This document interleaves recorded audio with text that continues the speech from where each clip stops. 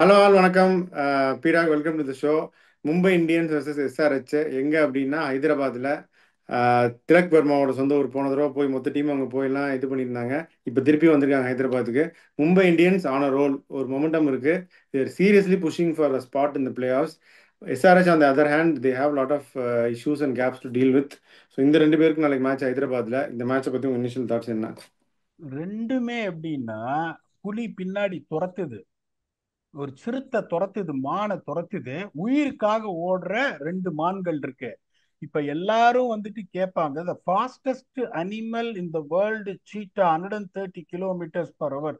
ஆனா இன்னொரு கதை சொல்றேன் கேள் சார், இந்த விக்ரம் வேதால சொல்ற மாதிரி அந்த உயிருக்கு போராடுற மான் அந்த பர்டிகுலர் டயத்துல சிறுத்தையை விட வேகமா ஓடுமா. இதைத்தான் எல்லாரும் சொல்லியிருக்காங்க. இப்ப எந்த மான் வேகமா ஓட போகுது? ஆன national NH7 national highway track. இந்த நேஷனல் ஹைவே ட்ராக் ஏன் அப்படின்னு நான் சொல்றேன்னா, போன வருஷம் வந்து ஆவரேஜ் ஃபர்ஸ்ட் இன்னிங் ஸ்கோர் 209 பொத்தல அப்படின்னு சொல்லிட்டு இந்த வருஷம் 219.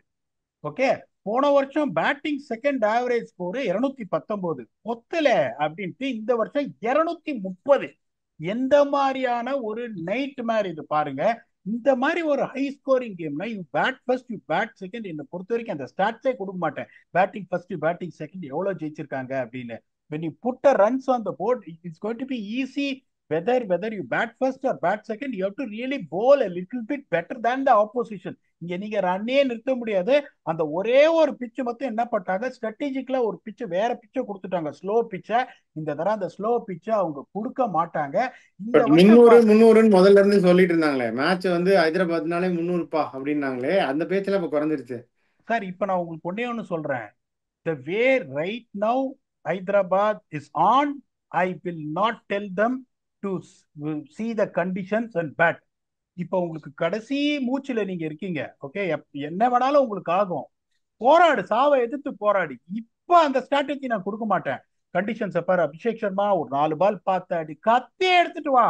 இப்ப நீ சர்க்கம்ஸ்பெக்டா ஆடி 7-5 தோத்தி 8-6 நீ தோத்தினா நீ க்ளோஸ். இந்த அப்ரோச்ச முதல்ல இருந்து பண்ணியிருந்தா maybe you don't know, maybe பெட்டரா இருந்திருக்கலாம். இப்ப அந்த சர்க்கம்ஸ்பெக்ட் அப்ரோச் அவங்க எடுத்தாங்கன்னா தேர் going to be in steep trouble. என்னை பொறுத்த வரைக்கும் 286 for 6 இந்த வருஷம் highest score SRH vs RR. Highest second innings score 247 for 2 SRH versus PBK. That was also the highest chase as well. அப்படிங்கும்போது இங்க வந்து நார்மலா இதை நான் சொல்லவே மாட்டேன். 220 நீங்க வந்தே ஆகணும். Because there going to play on the sportive track and not a slower track. 6 ஓவர்ல உங்களுக்கு 65 இருந்து 70 வந்தே ஆகணும். இந்த ஸ்டார்ட் நான் எந்த வெனிக்கும் கொடுத்தது கிடையாது. ரெண்டாவது இதுலயும் 28 29 35 ரன் 10 ஓவர்ல 100 for 2 வந்துடணும். 11-15ல ஒரு 55, அதுக்கப்புறம் 16-20ல ஒரு 65, 220 உங்களுக்கு வந்தே ஆகணும். இப்ப லாஸ்ட் கேம் எப்படி போயிருக்கு பாருங்க. SRH பவர் பிளேல 83, PBKS 89. 10 ஓவர்ல பாத்தீங்கன்னா SRH வந்து 143, PBKS 120. 11-15ல PBKS 177, SRH 205, PBKS 245, SRH 9 balls to spare 247. What kind of nightmare you're going to. அந்த மாதிரி பிச்சு எப்படின்னா உங்களுக்கு அப்படியே அந்த த்ரோ டவுன் விக்கெட் கான்கிரீட்ல இருக்கிற மாதிரி ஸ்கிட் ஆகுது உங்களுக்கு. எங்க போட்டாலும் நீங்க ரன்னை நிறுத்தவே முடியாது. இப்ப இங்க வந்துட்டு பேட்டிங் வந்து ஃபர்ஸ்ட் 10 ஓவர்ஸ் அதே மாதிரி எப்படி செட் பண்ணணும்னு. போன தடவை PBKS 120 for 2, SRH 143 for no loss.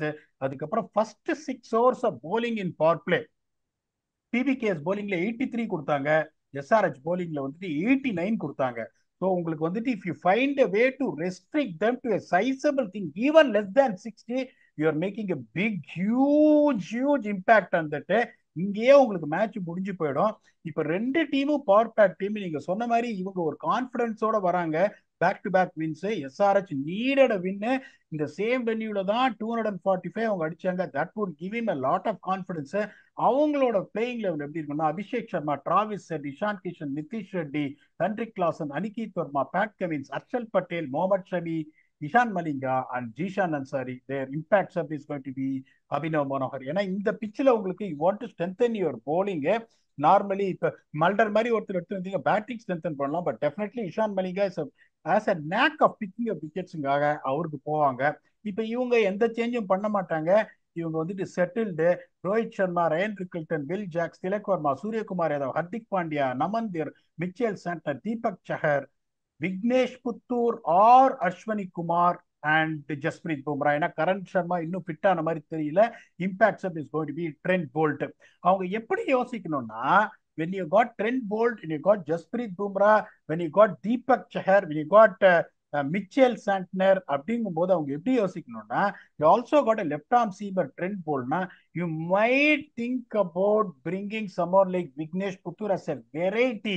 அதை தான் நான் சொல்ல வரேன். But I rate Ashwini Kumar very very highly. அதை முன்னாடியே தான் நம்ம சொல்லிட்டு இருந்தோம். ஸோ அதை பண்ணுவாங்களா என்னன்னு தெரியல. மற்றபடி எந்த ராக்கெட் சயின்ஸும் இருக்காது. இந்த ஃபர்ஸ்ட் 10 ஓவர் பேட்டிங்னா அபிஷேக் சர்மா, டிராவிஸ் ஹெட், இஷான் கிஷன், நிதிஷ் ரெட்டி. நிதிஷ் ரெட்டி ரொம்ப நல்லா ஆடுறாரு, பெருசா அடிக்க மாட்டேன்றாரு. இஷான் கிஷான் வந்துட்டு உங்களுக்கு எடுத்த உடனே ஒரு 100 பிளிஸ்டரிங் 100 அடிச்சாரு. அதுக்கப்புறம் பெருசா அரைவால. அபிஷேக் சர்மா டிராவிஸ் ஹெட் அடிச்சுனே தான் இருக்காரு. Abhishek Sharma is also in form.